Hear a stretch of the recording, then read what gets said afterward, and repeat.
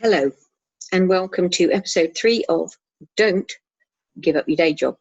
This week, I'm not going to be talking for too long, I don't think, because the first thing is obviously what I've done this week in terms of writing. Haven't done a huge amount. I have tweaked the last bits and pieces based on Yvonne's feedback of the development plan, and I've tweaked the pilot episode. What I was going to do, had things carried on the way I thought they were going to carry on, is I was going to write the 4th episode. And this is something that is kind of particular to sitcoms. With a drama series, you write the pilot episode and you write the development plan. You write episodes 2 to 6, 2 to 8, whatever, however many episodes it is.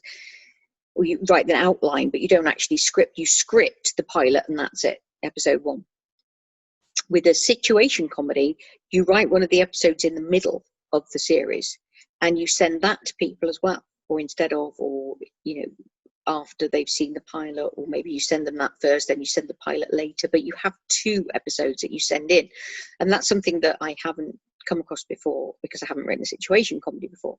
However, curveball came in this week because the BBC are inviting people who have got a professional credit for writing in any medium, including theatre, to enter a competition where you can send a script that you've written in the past and pitch that you've got for a series that you want to write to them, and they will pick 10 and they will actually get commissioned to be produced. And so the second part of what I want to talk about this week is writing what you know. That is a phrase that I have heard so many times since I started writing 30 years ago. People say, write what you know. And I think a lot of the time they don't really know what they mean by that. And it reminds me of the sort of advice that you get from people. You hear people saying, in an interview or in a situation, oh, just be yourself. I have absolutely no idea what that means. Be yourself. What does be yourself mean? I am many selves. I don't think of myself as a deceptive person, but I'm not the same person with my husband than I am with my mother. I'm not the same person when I'm a teacher in a classroom as I am at home. We are many selves. We don't just have the one self. And so when people say be yourself, I'm like, what self do you want me to be? And when I hear that advice, write what you know as a writer, I question it. I don't know what, I know what it means for me, but I'm not sure what they mean. And I think people mean different things by it. The reason that I'm bringing that up is because the series that I want to write, the crime series that I want to develop now, and probably is the one that I'm going to send a script for to this competition, has a central character who is an Asian woman, and I am clearly not an Asian woman. And it's problematic, or has been problematic, because when I first wrote a script with this woman as the central character, I had some interest from a production company, and the production company, when they met me, said, oh, you're not Asian. And they were very clearly not interested as soon as they realized that.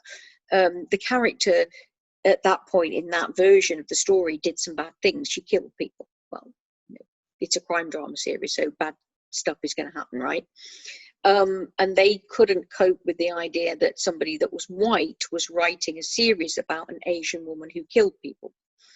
And my mentor wasn't happy about it. I obviously wasn't happy about it because I thought they liked my script, and suddenly they don't like my scripts because of my ethnicity, and that's really annoying. But when I get this kind of when this happened, I try to see it from their point of view, and I try to understand the rationale behind it. At the same time, somebody in the group that I was being developed with, who was Asian, got a similar rebuttal because he was writing about white people and they wouldn't accept his script because it didn't have somebody that was Asian in it. And that's what they wanted. And from him particularly. And I have a problem with that. I think that writing what you know isn't just about you writing who you are.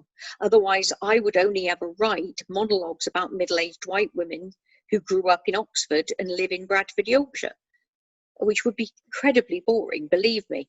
I have an imagination, I have creativity, and I write about people that are not me, but it is based on people that I know.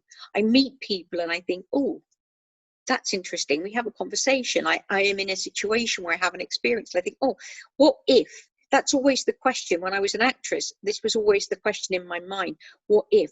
You have to imagine what if and be that person. You have to imagine what if and write that story. But it is based on things that come into your life. And so it's always going to be your perspective. So when I write a central character who is an Asian woman, it's never going to be me as an Asian woman, because I never will be. But I have a perspective on her story based on somebody that I worked with in the police. So here's me. I worked 7 years in the police. I was a psychology teacher until last week, 10 years. So I have an interest academically in studying people's behavior. I have 7 years of working for the police, where I dealt with incidents that were real life, sometimes horrible, sometimes funny. And I knew an Asian woman police officer who inspired me to write this story. And I have an experience in the performance industry as an actress and a playwright. And all of these things for me now are coming together. I have to write this crime drama series, but somebody is telling me that they won't take it on because I'm white, and it's so frustrating. So I basically want to ask the question, I suppose, because I'm just me. I don't know.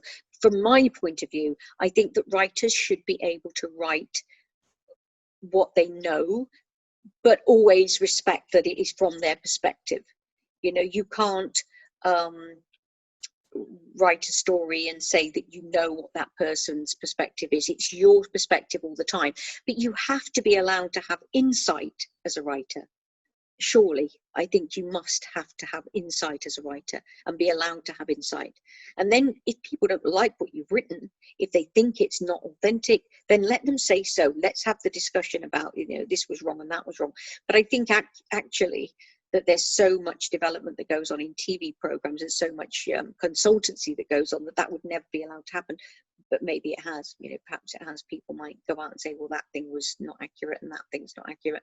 But even within a race, even within the same kind of people, if I wrote about the experience of a middle-aged psychology teacher who decides to become a writer, somebody else could write the same thing and it would be completely different. So why not have all those stories out there? Anyway, I'm rabbiting now, and I said this was going to be short. So today is just about write what you know, and I think you should write what you know. And I think if you're writing outside of what you know, that you should make sure your research is as accurate as possible. But you should be allowed to write people who are not you, because that would be boring.